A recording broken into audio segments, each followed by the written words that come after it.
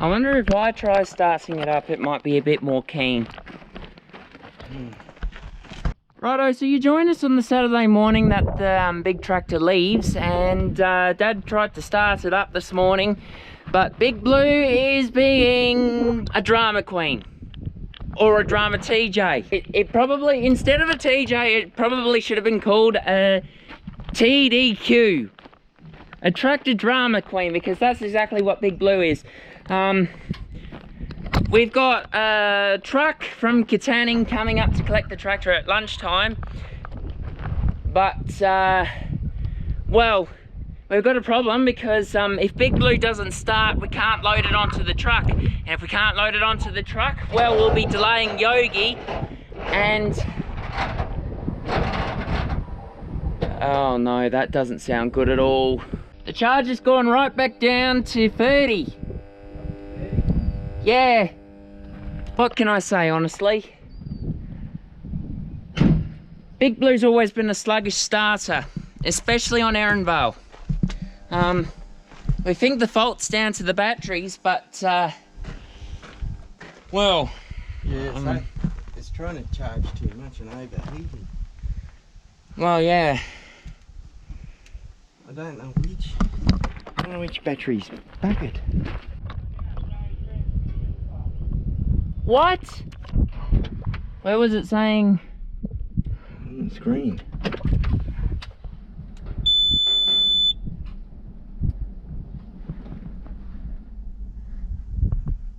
Transmission fault? It was coming up here.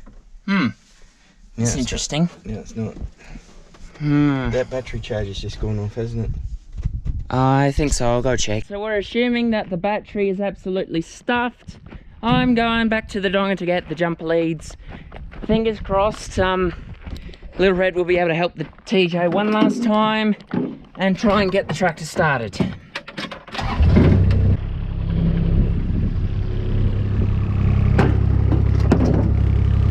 Now, because the truckie happens to be from Outback Truckers, well, we kind of had a funny feeling that, because they're all a bit dramatic on that TV show, and our tractor happens to be dramatic, so we kind of had a feeling something like this would happen, but we had T-minus 4 hours to departure time, so the pressure's on.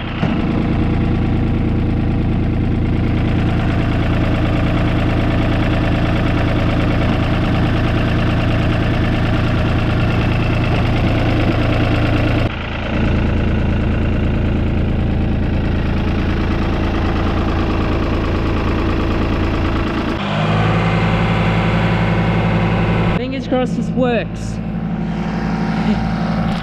The irony is that little tractor's helped the big one so many times over the years. It's going to be a shame to see the big one go, but yeah, you know.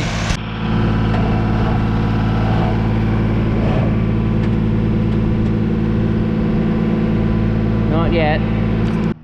Right, so Big Blue doesn't want to start. Looks like we're going to have to go to town and get batteries for it. There goes $1,000 in one go. And we're going to have to let these sheep out. We can't have sheep in the yards with no water. Well and truly in the fucking shit.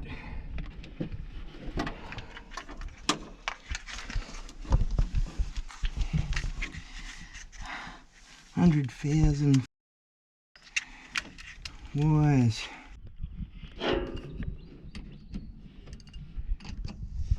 So the new batteries are fitted. Let's climb up in the cab here and hope that she starts. What?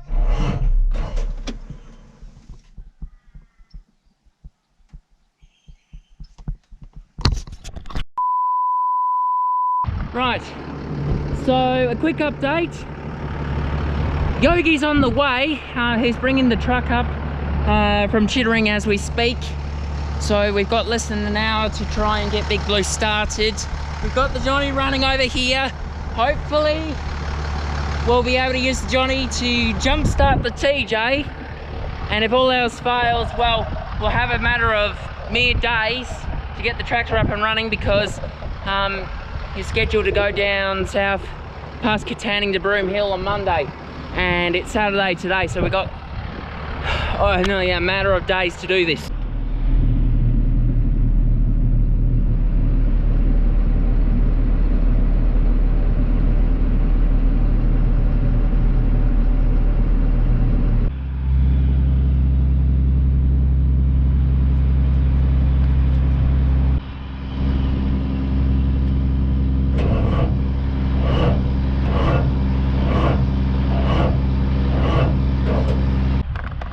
Well, I don't know what else to do, and Dad's running short on ideas as well.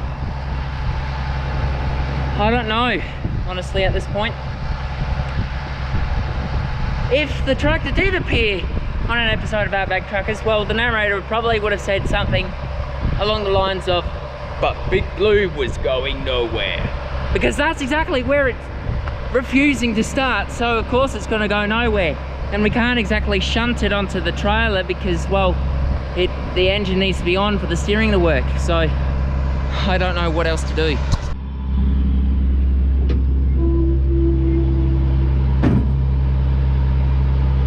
Oh, hello. There's a ute out front. And no way. I recognise that truck anyway.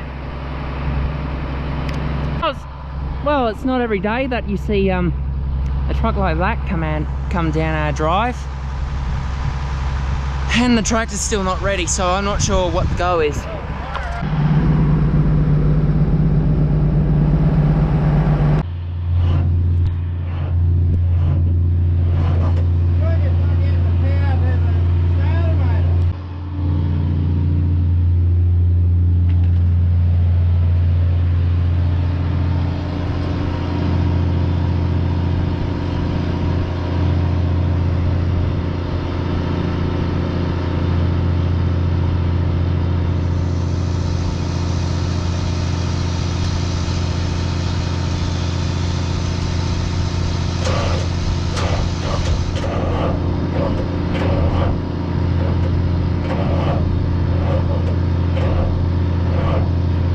Hello, hazards are on.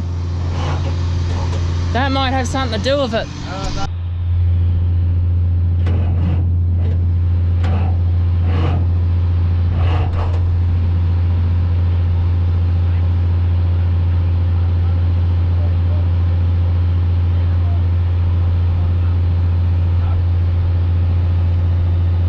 I smell that. So the verdict's in. Big Blue starter motor is cooked. This is not good. Dad's on the phone to Mr. Hardy at the moment. Unfortunately, it's a long weekend this weekend, so of course we won't be able to get parts. And it's put a spanner in the works big time, because not only does it interrupt us, but, well, the truck's here as well, and, you know, not exactly good, but we'll keep you updated. Well, it's one day after the truck came to collect the tractor. As you can see, the tractor is still here. I'm not very happy, and Dad is not very happy either, because yesterday we had Yogi come up from Katanning with his truck. You might have seen him. He's basically one of the truckers from a certain TV show. You may have heard of it, Outback Truckers. He came to collect the tractor yesterday to take it down to Broome Hill, where its new home is, because he's actually mates with the owner of this tractor that we sold it to. But there's a problem. Big Blue, as you'd know, is a 2003 TJ 375, and it's powered by 3 batteries that send electricity to the starter motor, and the starter motor is the thing that basically helps the engine fire. The engine will crank because, as you've heard in multiple clips, Big Blue will try to start, just not fire. What do I mean by fire? It's that point where you have smoke billowing out of the exhaust and the engine turns over, like it's ready to go, and it will run.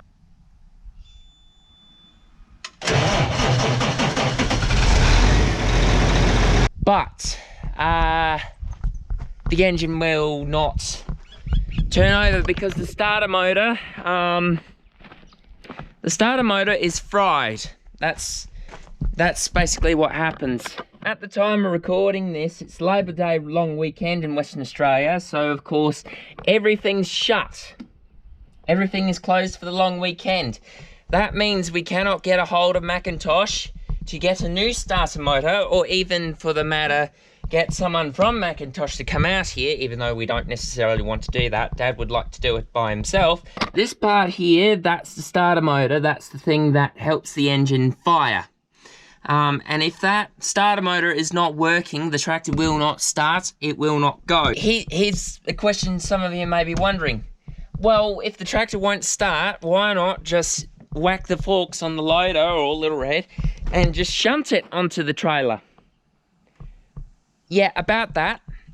Big Blue is a power shift, and because power shifts are generally like automatic transmissions, they need to have electricity running to the transmission to make the tractor steer, to make it operate.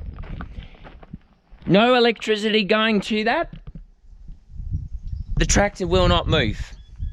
It's in park at the moment, so even if I jump up into the cab and shift it into forwards mode with the engine off, it will not budge because the brakes will be locked hard on, meaning that if we try and shunt it with the loader or Little Red, we will not get far.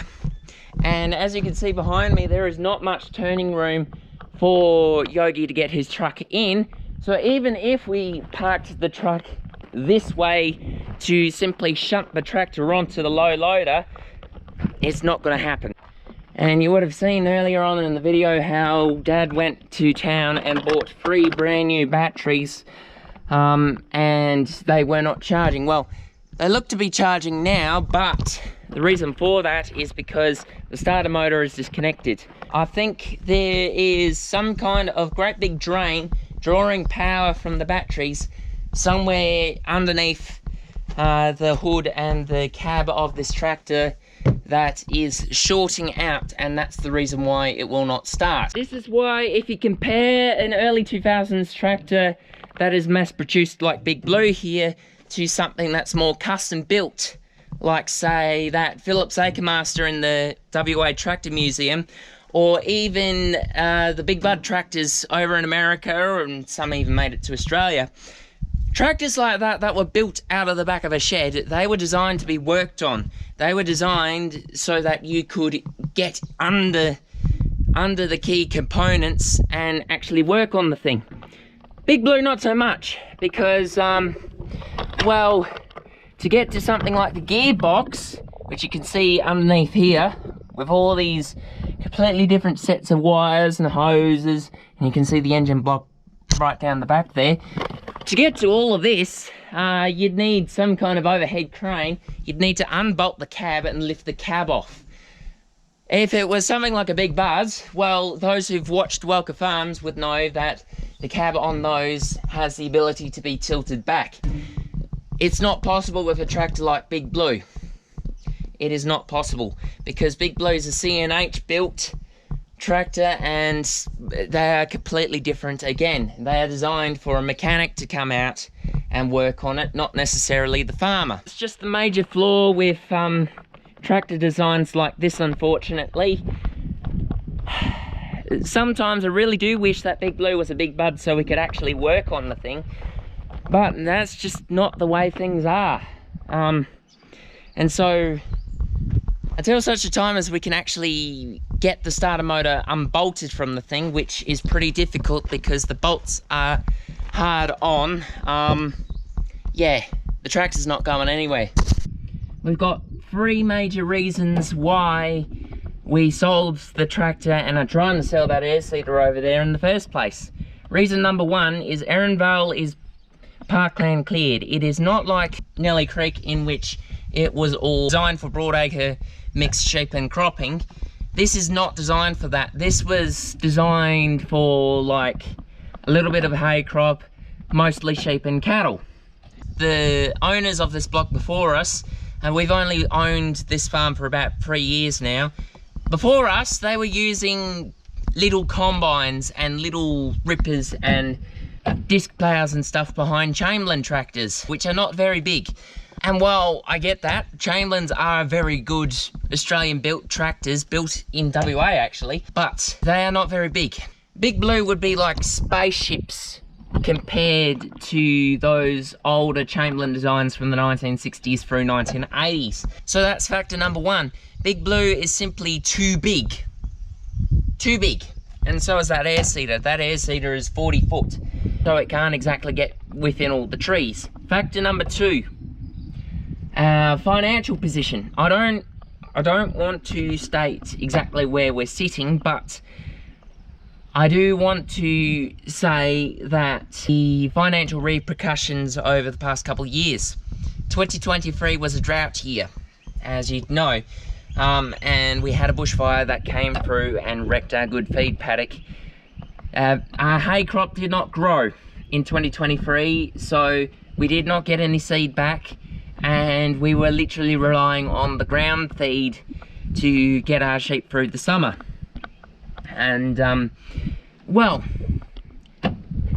factor number 3 was the outside market conditions. As you know, we're a sheep farm, keep the sheep.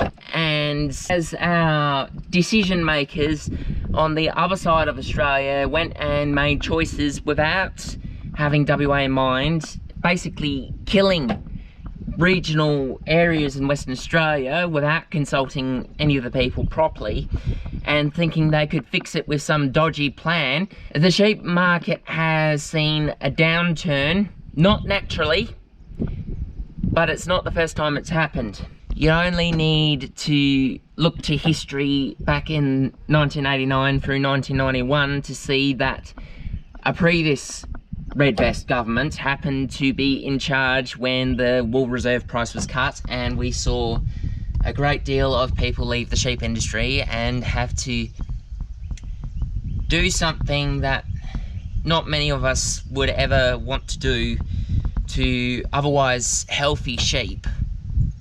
But the repercussions from $1 per head to shoot the sheep, that's what led to onshore abattoirs like the one at Rob's Jetty. That was what led to those onshore abattoirs being closed in the mid-1990s, because there was a downturn in numbers of sheep because people were shooting them and not sending them off to be processed. And the unions got involved saying, hang on a minute, we're not getting paid, and rah, rah, rah, rah, rah. And, well, the workers could not be paid because there was not enough sheep coming in. Not enough sheep means not enough business to make the abattoirs make money, and that's why they closed. And we're seeing the repercussions of this thanks to the live export ban.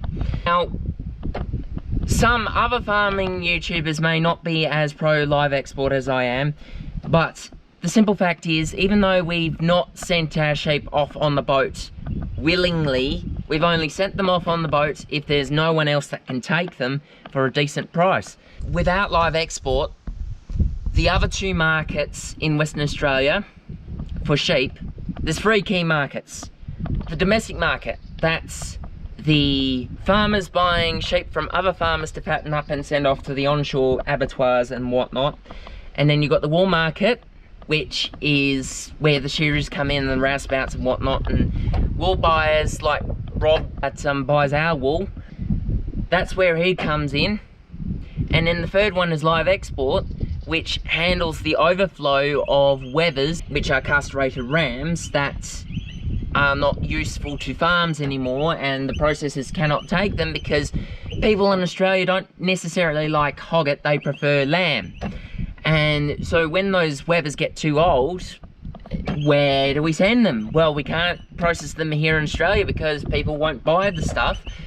So we'd send them on boats overseas to countries less fortunate than us that need food to feed their people. That's the whole point of this. If we can't send them over to countries that need sheep to feed their own population, then those countries will starve if we don't fill that market. Well, they won't starve because they'll get their sheep from other markets that do not go through all this hassle to make sure that their sheep are in top form when they get off the boat in the Middle East. That's a simple fact. Back on topic to Big Blue, because the phase out heavily impacted us, the broader sheep industry, by making the price go down, we were not as profitable in 2023 and 2024 as we were in 2022, combined with the 2 drought years, meaning that we could not buy seed in for the 2024 season, meaning that Air Seeder was out of a job and Big Blue was out of a job, and on top of that we had no shed to put Big Blue under, and that's the reason why it was left sitting outside all the time. It was just sitting there not getting used. And so we were put in a situation where, well, if we're not using it and it's worth quite a bit of money and we need the money to get going, because at the end of the day, as much as we'd like to be a charity, farming is not a charity, it needs to be a business, and at the end of the day make some money to help us keep doing what we're doing to achieve the end goal of feeding the world. We can't do that unless we make money at the end of the day, and so that's the reason why we sold Big Blue, and we're still trying to sell that Air Seeder. The end goal with that is we're just going to sell the Gason tank and probably just strip the parts off that John Deere bar and turn that into something else. But if things were different, what would we have done instead? Well, simply put, Big Blue no doubt would have still been sold eventually, because that's inevitable. It was too big for us anyway. But what would happen if history was different? If the government of Australia did not kowtow to out of touch activists over east, and the sheep price did not go down? Well, the sheep price ebbs and flows as it always does. It's a market at the end of the day, and that's what markets do, supply and demand, as I talked about numerous times. But if circumstances were different and they did not pull the plug on the live export when they did, then history would have been a lot different. Sure, the crop still would not have grown in 2023 as much as we would have liked, but we would have been able to put a crop in 2024, and Big Blue still would have gotten use. Hell, we might have been able to build a shed to put the tractor under. But we cannot deny the fact that Big Blue is still too big for our farm, and it would have been sold eventually, same with that Air Seeder. Had history been different, chances are, yes, Big Blue probably would have been put under a shed, and I would still be holding this GoPro with a tripod. Big Blue would still be on the battery charger, but we would have been standing under a nice big dome shelter instead of where we are out in the sun at the moment.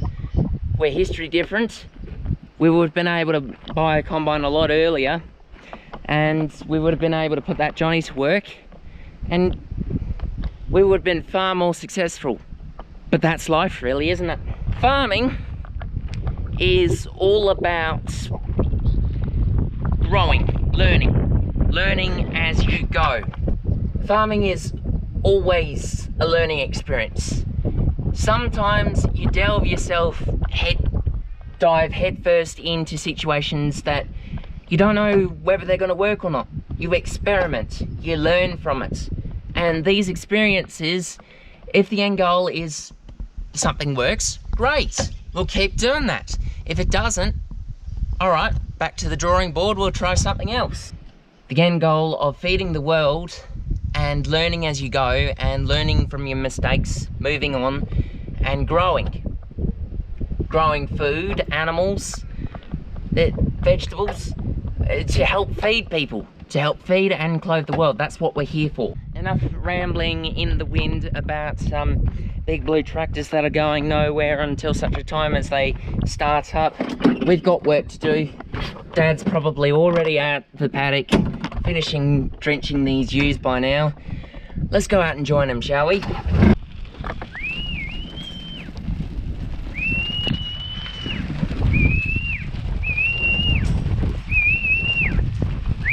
Righto, so the trucks come to collect these wethers.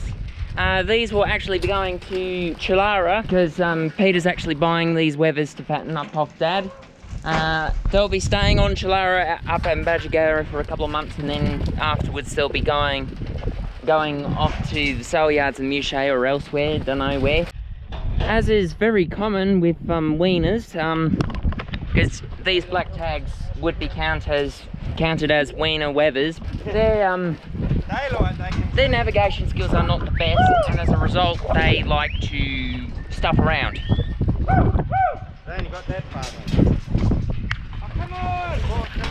And that's the reason why loading them up is taking so bloody long. Come on!